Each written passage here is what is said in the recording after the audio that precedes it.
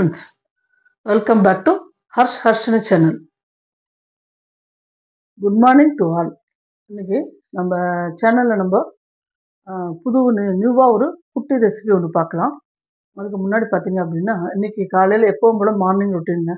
காலையில் விடிகாலமே எழுந்து சுவாமி பூஜை இதெல்லாம் முடிச்சு அடுத்தது பார்த்தீங்க அப்படின்னா கார்டன்ஸ்க்கெல்லாம் தண்ணி ஊற்றி எல்லாம் பண்ணிட்டு ஹர்ஷன் ஸ்கூலுக்கு கிளம்பிட்டான். இன்னைக்கு நேற்று 3 நாளாக ஸ்கூலுக்கு போகிறான். அவனுக்கு 3ர்ட்லேருந்து ஸ்கூல் ஆரம்பம். ஸ்கூலுக்கு அவன் போகிறது ஒரு சந்தோஷமாக இருந்தாலும் அப்பாடா அப்படின்னு இருந்தாலும் கொஞ்ச நாள் பார்த்தா ஒரு நாள் நல்லா இருக்கு, 2ஆம் நாள்லேருந்து குழந்தைங்க இல்லைன்னா வீட்டில் ரொம்ப 2 மாசமா வீட்டில் இருந்துட்டான்னா அவன் இல்லாத ஒரு மாதிரி எனக்கு தான் ரொம்ப வெறுமையாக இருக்குது. என்னோடய தான் இருப்பான். சுற்றி சுற்றி நீங்களாம் கூட வீடியோவில் பார்த்துட்டு இருப்பீங்க. வீடியோ எடுத்து வைக்கும்போதே அவள் எல்லாம் வந்துடுவான். அவனும் நானும் வரேன்னு அந்த மாதிரி ரொம்ப இன்ட்ரெஸ்டான ஒரு பையன். ஸ்கூலுக்கு போனது ரொம்ப போர் அடிக்குது எனக்கு. நேற்றுக்கு ஒரே கதை, ஸ்கூலில் அது நடந்தது இது நடந்தது, அது பண்ணாங்க இது பண்ணாங்க அப்படின்னு ரொம்ப ஃப்ரெண்ட்ஸ் எல்லாம் பார்த்தா அது பார்த்தான்னு ஒரே கதை சொல்லிட்டு இருந்தான். ரொம்ப சந்தோஷமா இருந்தேன் அவர் சொல்றது கேட்கும்போது. எப்போதுமே குழந்தைங்க கிருத்திகா அப்படிதான், குழந்தையா இருக்கும்போது ஸ்கூலில் போனால் காலையிலேருந்து சாயங்காலம் வரைக்கும் என்ன நடந்தது அப்படின்றத நான் அவளுக்கு டிஃபன் எதுவும் ரெடி பண்ணுறதுக்குள்ளே வந்த உடனே ஷூ மட்டும் கட்டிட்டு யூனிஃபார்ம் போட்டு கட்ட மாட்டேன். அம்மான்னு எல்லாத்தையும் சொல்லுவோம். அப்படியே ஆட்டோவிலேருந்து இறங்கினோன்னு எல்லாத்தையும் சொல்லுவோம். அது மாதிரி தான் இருக்கு அவனும். பார்த்தோன்னே உள்ள நுழைஞ்சவொடனே பாட்டி அதை சொன்னாங்க இதை சொன்னாங்க, அப்படி பண்ணாங்க இப்படி பண்ணாங்க, அந்த கேம் விளையாடணும் இந்த கேம்ஸ் விளையாடணும், டான்ஸ்லாம் ஆடினோம், அப்படியாப்ப நிறைய சொல்லிட்டு இருந்தோம். நல்லா இருந்தது கேட்கவே. உங்க வீட்லயும் உங்க குழந்தைங்களாம் அப்படி சொல்லுவாங்களா? கண்டிப்பா உங்க ஸ்கூல்ல நடந்ததை நம்ம கிட்ட குழந்தைங்க சொல்லணும். சொன்னாதான் அவங்க என்ன பண்றாங்க, ஸ்கூல்ல எழுதுறாங்களா படிக்கிறாங்களா இல்லை என்ன பண்றாங்க ஏதுன்றது நமக்கு தெரியும். அவங்களோட என்னன்றத அவங்களோட கெப்பாசிட்டி நம்மளால தெரிஞ்சுக்க முடியும். அதுக்குதான் ஒவ்வொரு தடவையும் சொல்லி அனுப்பணும். ஸ்கூல்ல என்ன நடக்குது என்னன்றது, என்ன படிச்ச என்ன எழுதின, படிச்சது மட்டும் கிடையாது, அவங்க என்ஜாய்மெண்ட்டுக்கு என்னென்ன பண்ணாங்க ஸ்கூல்ல அப்படின்றதெல்லாம் ஆக்டிவிட்டி என்னென்ன பண்ணாங்க அப்படின்றதையும் நம்ம கிட்ட குழந்தைங்க சொல்லணும். சொன்னாதான் அது நமக்கும் அவங்க அப்ப என்ன பண்றாங்க அப்படின்றது தெரிஞ்சுக்க முடியும். அது ஒரு இன்ட்ரெஸ்டா போகும். அது கேட்க கேட்க உங்களுக்கே டெய்லி அவங்க சொல்ல மாட்டானா அப்படின்னு இருக்கும் நமக்கும். அடுத்தது பார்த்தீங்க அப்படின்னா இன்னைக்கு நம்ம வீட்டில் என்ன சமையல் அப்படின்றத பார்க்கலாம். கிருத்திகா என்ன செஞ்சிருக்கான்னு பார்ப்போம் வாங்க. கோஸ் பொரியல், அடுத்தது பார்த்தீங்கன்னா முள்ளங்கி போட்டு சாம்பார், அடுத்தது பீட்ரூட் பொரியலும் குழந்தைங்களுக்கு சர்வ் பண்ணியிருந்தா. அர்ச்சனைக்கு பருப்பு எல்லாம் எடுத்து வச்சிருக்கா. காலையில டிஃபன் பார்த்தீங்க அப்படின்னா நம்ம வீட்டில் காலையில் டிஃபன் பார்த்தீங்கன்னா இட்லிங்க. மிச்சம் இட்லி இருக்கு பாருங்க, ஒன்று இட்லி தேங்காய் சட்னி, இதுதான் நம்ம வீட்டில் இன்னைக்கு மார்னிங். இன்னைக்கு நம்ம ரெசிபி என்னன்றத பார்க்கலாம் வாங்க. ஹாய் சொல்லு எல்லாருக்கும். ஹாய், குட் மார்னிங் சொல்லு. குட் மார்னிங் நீ சொல்லு. ஏந்தாச்சு, தூங்கி ஏந்தின உடனே நான் இந்த மைக்கை மாட்டிக்க கூடாது, இன்னொன்று நைட்டிலேருந்து சாரிக்கு மாற்றிக்க கூடாது. மாற்றிட்டா சரி பாட்டி வீடியோக்கு போறா அப்படின்னு நினச்சிட்டு இவ்வளோ வந்துருவா வீடியோக்கு. பாருங்க என்னடா அர்ஷா எங்கம்மா, எங்க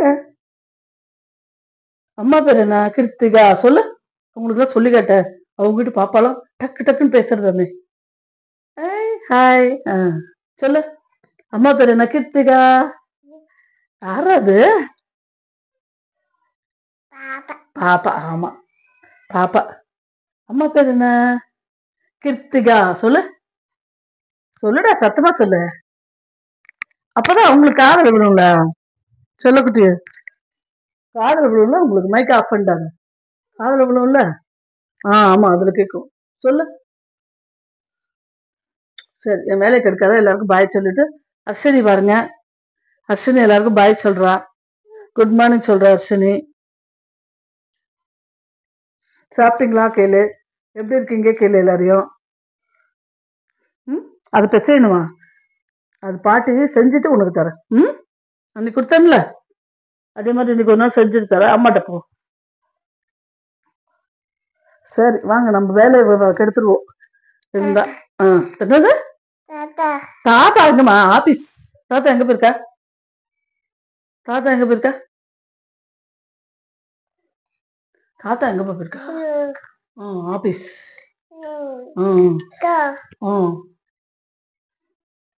சரி அம்மாட்ட போறியா? பாட்டி ஒரு 10 நிமிஷம் வந்துடுற. தூங்கி இருந்தா அவ்வளவுதாங்க, எங்கிட்டே ஐக்கியம் ஆயிடுவாவோ. என்னை விட்டு அந்த பக்கம் இந்த பக்கம் நகர மாட்டா. கிக்கு தாத்தாட்ட போனோமா, தாத்தா ஆபீஸ் போயிருக்காங்களாம், அப்பா ஆபீஸ், தாத்தா ஆபீஸ். ஹர்ஷா ஸ்கூல் அப்படின்னு வரல, இல்லைன்னு இல்ல அப்படின்னு ஸ்கூல் அப்படின்றது வாயில நுழையில இன்னும். ஹர்ஷா எங்க போயிருக்காமா? ஹர்ஷா எங்க போயிருக்கான்? படிக்க போயிருக்கான். ஸ்கூல் எங்க போயிருக்கா? ஸ்கூல் சொல்றான். ஸ்கூல் சொல்லு. சொல்லு. ஹர்ஷா எங்க போயிருக்கான்? சத்தமா சொல்லு. சரி சரி. பாப்பா, ஆமாப்பா, அதுல பாப்பா தெரியுறாளாம். ஐயோ ஒரே சந்தோஷம். சரி, நம்ம இப்போ ரெசிபி பார்க்கலாம்.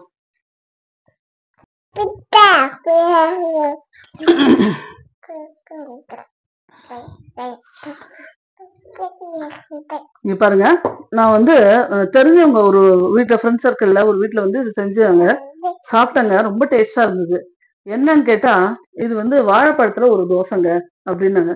என்னால நம்பவே முடியலங்க, வாழைப்பழ தோசைன்னு. ஏதோ போலி மாதிரி இருந்தது, சூப்பரா அப்படின்னு நினைச்சேன். சரி, அது எப்படின்னு தெரிஞ்சு வந்து வீடியோல உங்களுக்கும் போட்டு காமிக்கலாம் அப்படின்னு ஒரு ஆர்வத்துல இப்ப உங்களோட இதை நான் ஷேர் பண்ணிக்கிறேன்.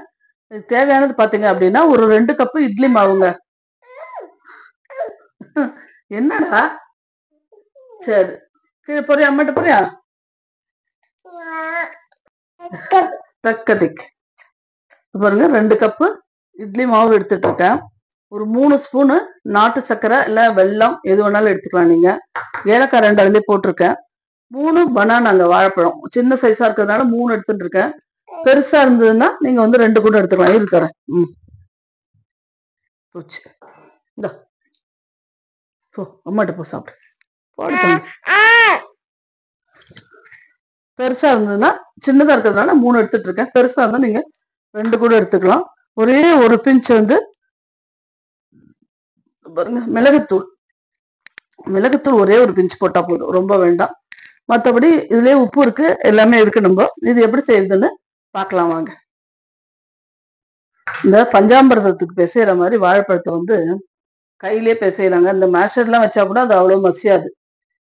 கையிலே பிசையலாம். கையில பிசைஞ்சா குழந்தைகளுக்கு பிடிக்காது. எங்க வீட்டுல கூட சில குழந்தைகளுக்கு பிடிக்காது. பட் வந்து பஞ்சாமிர்தத்தோட டேஸ்டே நம்ம கையால் அதை பிசைறதுல தான் வருது. அதனால கையில் உள்ள சில சத்துக்கள்லாம் அதுல போகும். அதனால வந்து இந்த வாழைப்பழத்தை வந்து கையிலே நம்ம நல்லா மேஷ் பண்ணிக்கலாம். மேஷ் பண்ணிட்டு அந்த மாவோட எல்லாத்தையும் கலக்கணுங்க. எவ்வளோக்கெவ்வளோ நம்ம மசிக்கிறோமோ அவ்வளோக்கெவ்வளோ நல்லது. இது வாழைப்பழ உருவே சுத்தமா தெரியக்கூடாதுங்க. தெரியாத அளவுக்கு அதை நல்லா மசிச்சுக்கணும். நம்ம கரண்டியாலெல்லாம் மசிச்சா நம்ம ஒரு பக்கம் அமைக்கணும், அது ஒரு பக்கம் ஓடும், ஒழிக்குது. அதனால இப்படி எந்த வாழைப்பழம் வேணாலும் நீங்க எடுத்துக்கலாங்க. இதுக்கு பூவம்பழமும் எடுத்துக்கலாம், இல்ல இந்த பச்சை நடாப்பழம், கற்பூரவள்ளி, எது இருந்தாலும் ஓகே தான், எடுத்துக்கலாம். ஆனா வாழைப்பழம் வேணும் இதுக்கு. பார்த்தீங்களா, வாழைப்பழத்தை எப்படி ஓரளவு மேக்சிமம் எவ்வளவு முடியுமோ அவ்வளவு வந்து மாஸ் பண்ணிருக்கேன். இதை உங்களால முடிஞ்சா நீங்க இன்னும் நல்லா பண்ணிக்கலாம். நீங்க கூட நினைப்பீங்க வாழைப்பழத்துல தோசை மாவுல கலந்து செஞ்சா அது எப்படி இருக்கும்னு. நானும் அப்படிதான் நினைச்சேன். அவங்க வீட்டுல நான் சாப்பிட்டு பார்த்ததுக்கு அப்புறம் தான் வேற லெவல்ல இருந்ததுங்க அந்த டேஸ்ட். இங்க பாருங்க, இந்த வாழைப்பழத்தை அதுல போட்டேன் நானு. பாருங்க, இந்த நாட்டு சர்க்கரை இதுல போட்டுட்டேன். அடுத்தது வந்து இந்த வாழைப்பழம் மசிச்சது இருக்கு இல்லையா, அதையும் போட்டு ஒரே ஒரு பிஞ்சு மிளகு, ஒரு 1/4 ஸ்பூன் மிளகு தூள், பெப்பர் பவுடர் போட்டுக்கணும். போட்டுட்டு நல்லா அடிச்சு கலக்கணுங்க. இதுல வந்து இந்த மாவு நம்ம கலக்கிறதுலதான் இருக்கு இந்த தோசையோட சாப்பிட்டு வந்துச்சு. வாங்க எப்படி செய்யுதுன்னு பார்க்கலாம். இதுக்கு வந்து நெய் போட்டு செஞ்சீங்கன்னா ரொம்ப டேஸ்டா இருக்குங்க. ரொம்ப டேஸ்டா இருக்கும் நெய் போட்டீங்கன்னா. ரொம்ப ஜாஸ்தி இல்லை, கொஞ்சம் கொஞ்சம் பாருங்க.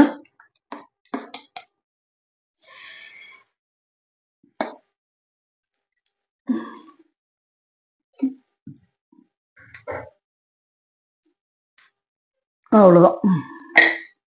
நெய் வேண்டாம் அப்படின்னு நினைக்கிறவங்க எண்ணெய் போட்டுட்டு தேவையானப்ப மேல வந்து சாப்பிடும்போது கொஞ்சம் நெய் விட்டுக்கலாம்.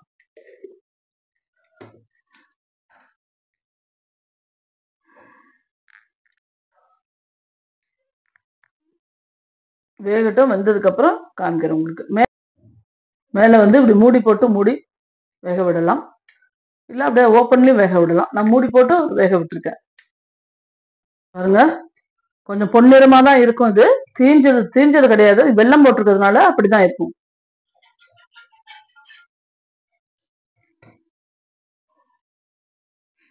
முடிச்சுட்டு காமிக்கிறேன். திருப்பி போட்டிருக்கேன். முடிச்சுட்டு உங்களுக்கு காமிக்கிறேன். கொஞ்சம் ஸ்லிம்மிலே வச்சுக்கோங்க. இல்லைன்னா கொஞ்சம் எடுக்கிறது கொஞ்சம் சிரமமா இருக்கும். அடியில வந்து பிடிச்சுக்கும் ஒரு மாதிரி வெள்ளம் இருக்கிறதுனால. பார்த்தீங்களா?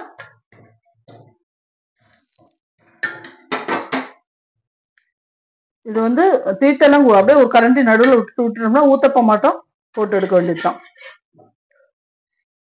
இப்போ தோசை ரெடிங்க. ரொம்ப சாஃப்டா நல்லா இருக்கு. டேஸ்ட்டும் ஏ கிளாஸா இருக்குங்க. நான் கூட பனானால தோசை எப்படி இருக்குமோன்னு நினைச்சேன். அப்படி உங்களுக்கு இது வந்து பனானால தோசை பிடிக்கல அப்படின்னா, இந்த அப்பம் இருக்கு இல்லைங்களா, வெள்ளப்பம் குத்துவோம் இல்லையா, அந்த டேஸ்ட் தான் ஏற்குறைய இருக்கு.